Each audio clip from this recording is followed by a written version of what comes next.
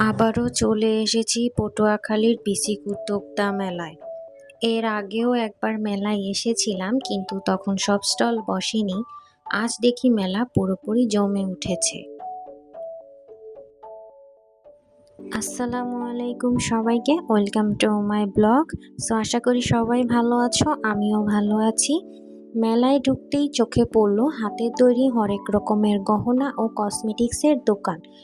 ছোট বড় সবার পছন্দের জিনিসের দারুণ কালেকশন রয়েছে এখানে। মেলাটা যে এত জমজমাট হবে তা কখনো আগে ভাবিনি। এই মেলাটা ছিল 10 দিন ব্যাপী আয়োজিত বিসিক উদ্যোক্তা মেলা।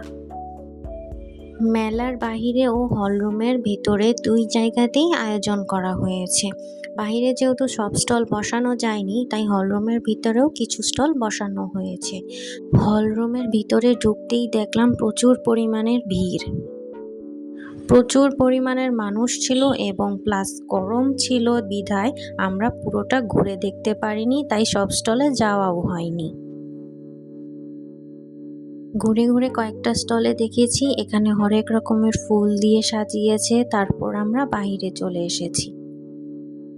বাহিরে এসে আমরা মিনি ট্রেনে ভ্রমণ করলাম, যেহেতু আমার বাচ্চাটা মিনি ট্রেনে ভ্রমণ করতে চাচ্ছিল। মিনি ট্রেনের ভ্রমণের পাশাপাশি মেলার চতুর্দিকটা ঘুরে দেখতে অসম্ভব লাগছিল।